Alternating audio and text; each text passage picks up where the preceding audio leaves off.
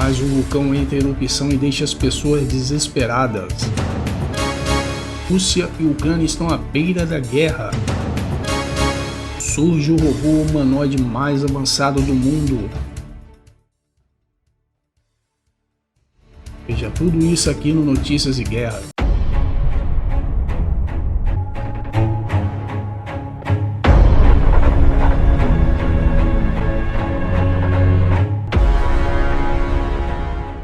Olá generais, sejam bem-vindos a mais um vídeo de notícias. E bom pessoal, o vulcão conhecido como Monte Semeru entrou em erupção em Lamajang, na Indonésia, na parte oriental da ilha de Java, onde fica localizada a capital do país, Jakarta. A erupção deixou os moradores das cidades próximas desesperadas. Muitos deles correram para tentar fugir da erupção, conforme mostra o vídeo. Ya Allah, Buri Allah, Allahu Akbar. Allah, Astagfirullah, Allah, ya Allah.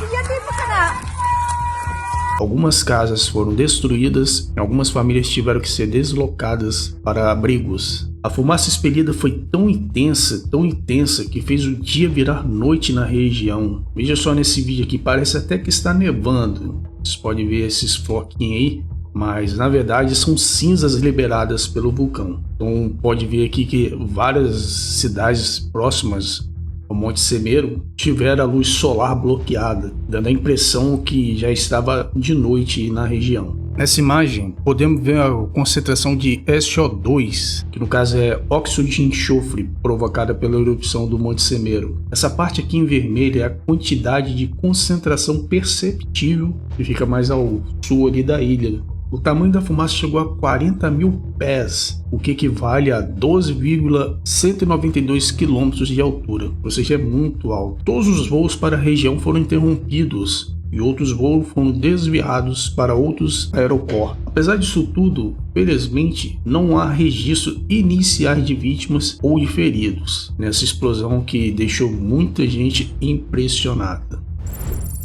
A empresa britânica especializada em robótica, Engineers Arts, desenvolveu um robô humanoide que beira a perfeição quando se trata de movimentação e expressões humanas. Esse robô humanoide foi batizado com o nome de Ameca, mas muitos já apelidaram ele de Ameaça, fazendo uma alusão entre o nome do robô com a ameaça que as máquinas controladas por inteligência artificial oferecem à humanidade. Eu sei que muitos gostam de dizer que esses vídeos são CGI, ou seja, computação gráfica, mas não são, como por exemplo os vídeos apresentados pela Boston Dynamics, onde eles mostram robôs até dando cambalhotas e correndo em salões de teste. A tendência é essa mesma, é surgir cada vez mais máquinas humanoides capazes de simular com perfeição os movimentos humanos ou até de animais. Então, seguindo aí esse raciocínio, o CEO da Engineers Arts, Will Jackson, disse que a Ameca poderá ocupar o lugar do homem até em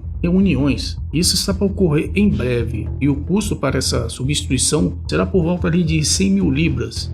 A empresa é descrita no seu site como sendo uma fabricante de robôs humanoides para o entretenimento humano, ou seja, para diversão humana. Mas pelo visto não é bem isso que eles estão planejando, já que a intenção deles real é fabricar esse tipo de robô para substituir os humanos em tarefas como, por exemplo, trabalhar, tarefas domésticas e até tarefas militares. A Ameca ainda não foi lançada oficialmente e isso só acontecerá no evento CES 2022, que está prevista para ocorrer entre os dias 5 e 8 de janeiro de 2022, lá em Las Vegas, nos Estados Unidos. Aí sim o robô será apresentado de forma oficial, com certeza vão falar mais sobre ele, vão mostrar mais funcionalidade deles, vão dizer se a intenção deles mesmo é entreter as pessoas ou substituir de fato o ser humano em todas as vertentes, ou dizer que o robô não vai chegar a tanto. Mas o que vocês acham? Estamos perto de sermos substituídos por máquinas mesmo? E que futuramente as guerras serão travadas entre seres humanos versus robôs? Deixe aí nos comentários o que você acha.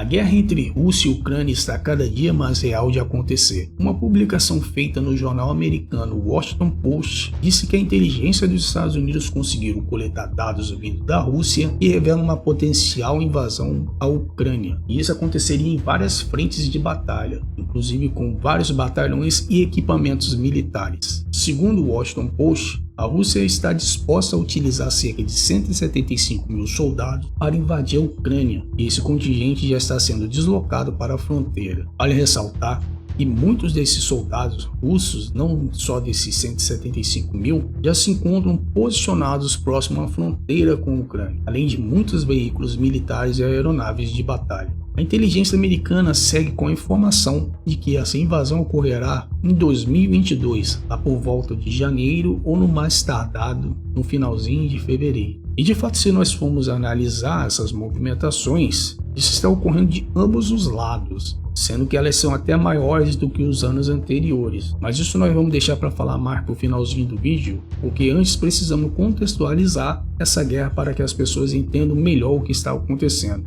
Então já te convido a deixar o seu like, deixar aí seu gostei, se inscrever para não perder as próximas notícias aqui no Notícias e Guerras. Agora bora lá, porque esse último bloco será bem longo. A guerra civil no leste da Ucrânia começou em 2014, onde vários grupos de pessoas que falavam russo iniciaram manifestações em algumas cidades no leste da Ucrânia. Os protestos mais intensos ocorreram na cidade de Donetsk e Lugansk, onde eles alegavam que estavam insatisfeitos com o atual governo por não os tratar com o devido respeito por conta de questões étnicas. Com o passar do tempo, começaram a surgir grupos separatistas que queriam a independência dos territórios que tinham, na sua maioria, pessoas de língua russa, e durante um censo realizado em 2001, foi concluído que cerca de 58% da população na região de Donbass, que corresponde ali à cidade de Donetsk e Lugansk, era formado por pessoas de origem ucranianas, e apenas 38% eram etnicamente russas. Porém, uma pesquisa mais próxima de 2014 mostrou que 74% da população em geral na região de Donbass diziam ter o russo como língua nativa, ou seja, se consideravam etnicamente russos. Então, com base nisso, o governo russo declarou apoio a esses grupos étnicos, alegando estar defendendo o seu povo em território ucraniano, e começou a armá-los. Foi então que começou os primeiros conflitos armados entre rebeldes separatistas pró-russos e o governo ucraniano, até que ocorreu então a separação de Donetsk e Lugansk, que hoje são estados autoproclamados independentes. Inclusive, eles são conhecidos como República Popular de Donetsk e República Popular de Lugansk. Mas você deve estar aí se perguntando por que as pessoas pró-russas ali na Ucrânia começaram a protestar. Foi algo do nada? Não, não foi algo do nada. Vamos entrar um pouco mais fundo nessa guerra aí para você ter uma ideia do que aconteceu. É consenso geral para vários analistas independentes que estão ali acompanhando a guerra da Ucrânia desde o começo, inclusive nós, e tudo começou depois que o ex-presidente ucraniano Viktor Yanukovych, que governou o país até o dia 22 de fevereiro de 2014, se aproximou mais da Rússia. Yanukovych rejeitou vários acordos propostos pela União Europeia, incluindo uma proposta feita pelos aliados para ela entrar na OTAN. Diante disso, vários protestos contra as medidas de Yanukovych, que tentou também mudar a atual constituição ucraniana para uma mais favorável à Rússia, irromperam na Ucrânia. Ou seja, vários protestos começaram a ocorrer na Ucrânia por causa dessas decisões de Yanukovych, principalmente na capital ali, Kiev, que ocorreu de forma mais violenta. E depois ali de 93 dias, essas manifestações cessaram depois que Yanukovych foi deposto do cargo de presidente. Inclusive, ele fugiu e se exilou na Rússia. O governo russo ficou muito, mas muito furioso com isso, até porque o novo governo formado na Ucrânia após a saída de Yanukovych estava entrando em processo de adesão à OTAN, coisa que a Rússia não aceita de jeito nenhum até hoje. Então, para os analistas políticos e militares que estão acompanhando essa guerra, tem a convicção que tudo começou por causa disso. Está explicado como é que começou, como é que foi o processo de inicialização dessa guerra, e depois de explicarmos isso, Agora podemos avançar nas movimentações de ambos os lados. Está até maior se comparado com os últimos anos. Vamos começar pela Ucrânia. Segundo informações vindas da porta-voz do Ministério das Relações Exteriores da Rússia, Maria Zakharova, as forças militares ucranianas enviaram metade do seu exército para a linha de frente em Donbass. Isso é mais ou menos cerca de 125 a 150 mil soldados. Além disso, a Ucrânia aceitou a instalação de uma fábrica da Turquia em seu território que irá construir drones modelo Bayraktar TB2, esses que foram muito utilizados pelo Azerbaijão na guerra contra a Armênia, ali em Nagorno-Karabakh. Inclusive, o Azerbaijão venceu a guerra por conta desses drones.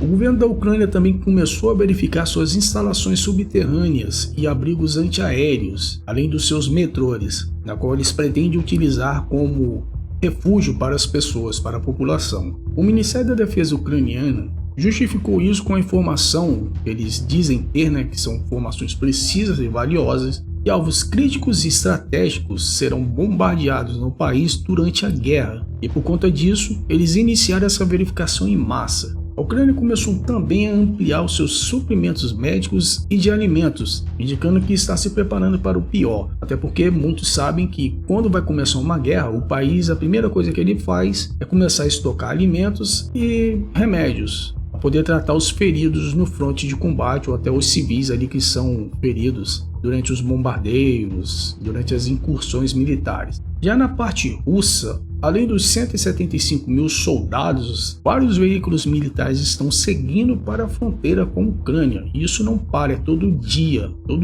acontece isso. E a gente pode acompanhar isso aqui nesses vídeos aqui, ó. No caso, esse vídeo que eu estou mostrando é lá na Crimeia. Já as ferrovias russas próximas à Ucrânia estão, na sua grande maioria, assim, coberta por néveas e com muitos transportes de veículos militares. Inclusive tem várias informações que os trens estão deixando de transportar civis, de pessoas normais, para poder transportar tanques, artilharias, sistemas antiaéreos, dentre outras coisas. Essa informação que ela já foi passada por contas no Twitter de pessoas até de confiança, onde eles informaram que os russos estão montando linhas de abastecimento próximo à fronteira ali com a Ucrânia, onde eles estão montando unidades médicas e depósitos de combustíveis, e segundo relatos, podem sustentar um conflito de longa data. A movimentação aérea também é bem intensa ali na região, e para vocês terem uma ideia de como é que está ali, veja só o relato desse morador aqui, que mora próximo ali à região ali da fronteira. Segundo ele,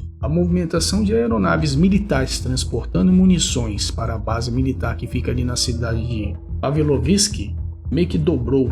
Uma intensa movimentação de transporte de munições, e isso não é só na Rússia não, a gente inclusive mostrou no vídeo lá, anterior nosso, que a Ucrânia obteve muitas munições vindas dos Estados Unidos. Agora segue aqui uma lista dos destacamentos russos para a fronteira. Vamos lá. 8 divisões blindadas, uma brigada aerotransportada, 4 divisões de infantaria mecanizadas, 4 divisões motorizadas militares, além dos 175 mil soldados já citados aí pelo Washington Post. Apesar disso tudo, o Putin disse que a Rússia tem todo o direito de mover os seus ativos militares dentro do seu próprio território, e isso a hora que eles quiserem, e que ele também criará uma linha vermelha ali na Ucrânia, na qual a OTAN não pode passar, e se passar, haverá consequências sérias. O presidente dos Estados Unidos, Joe Biden, ele foi questionado sobre essa linha vermelha na Ucrânia. Ele disse o seguinte, abre aspas, não vou aceitar a linha vermelha de ninguém, fecha aspas. Faltam apenas 2 meses para a provável invasão russa à Ucrânia. Invasão essa que é relatada pelo Ocidente. Entretanto, Moscou continua dizendo que não há planos de invasão a nenhum país e que tudo isso é desinformação promovida pela OTAN. Inclusive, muitos analistas estão dizendo que a OTAN está usando dessas movimentações de inverno para avançar ainda mais com as suas forças militares para as fronteiras russas. E meus caros generais, vocês acham que isso tudo não vai dar em nada, vai dar aquela famosa feijoada? Deixem seus comentários, porque eu vou ler todos eles e vou responder. Porque nós ficamos por aqui, tenham todos um bom dia, uma boa tarde ou uma boa noite e até o próximo vídeo. Valeu, generais!